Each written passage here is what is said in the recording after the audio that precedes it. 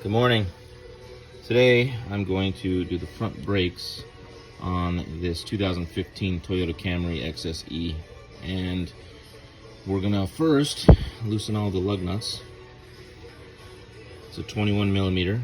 Once we loosen them, we're gonna go ahead and jack up the car, and we're gonna put it in the lift point, which a nice solid lift point would be right here in the frame, right there. All right, otherwise the lift point is right here. And so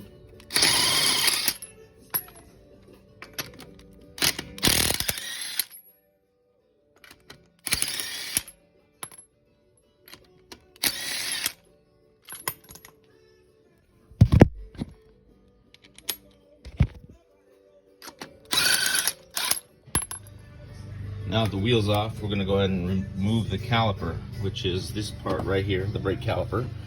And it uses a 14 millimeter.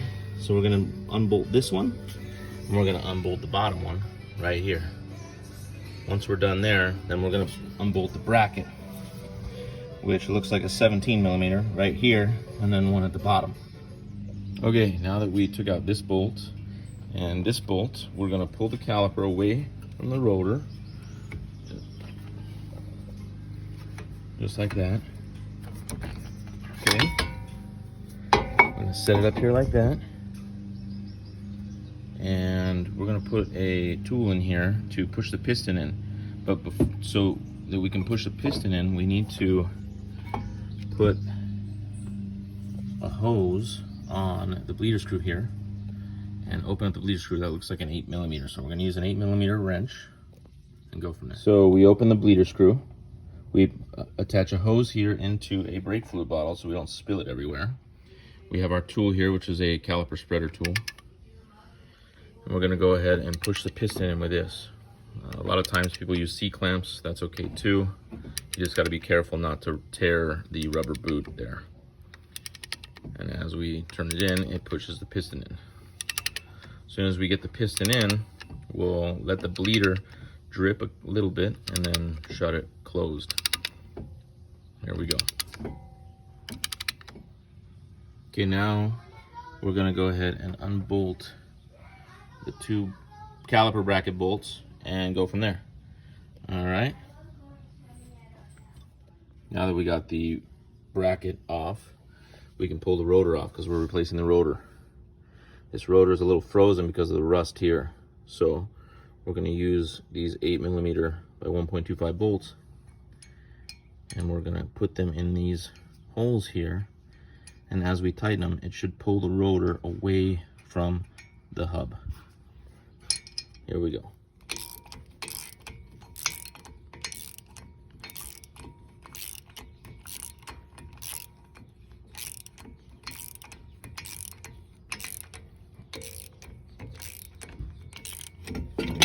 There it is, already off.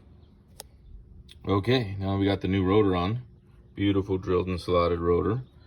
This is Centric brand drilled and slotted rotor, so hopefully these will last me quite a while, because the original rotors kept getting warped, probably because I'm a speed demon.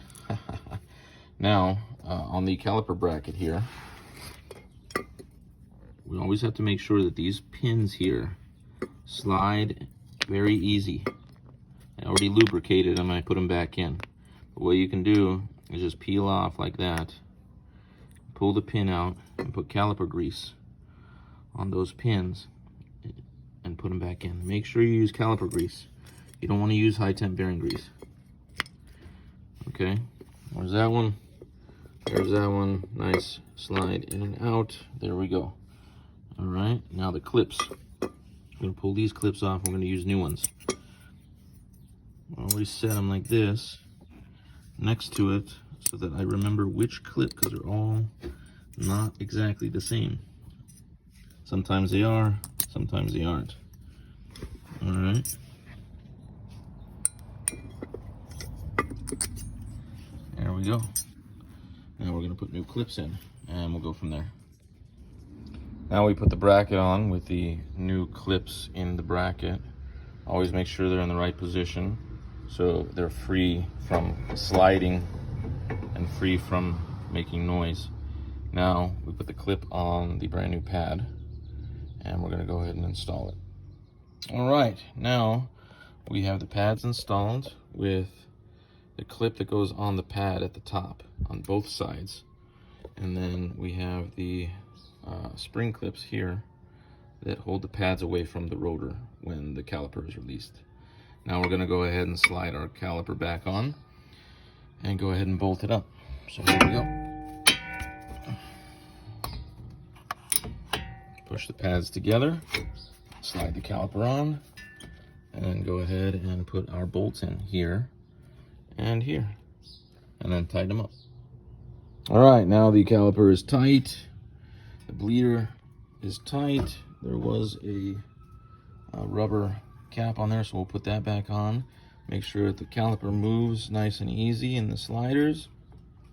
All right, we make sure everything's free and clear, that nothing is rubbing, and that's it. Now we'll put the wheel back on, and then we'll do the other side. After we're done, we go ahead and check our brake fluid level, which, see how it's low. So we're gonna add brake fluid, and then we're gonna pump up the pedal and then check it one more time. And then we should be done.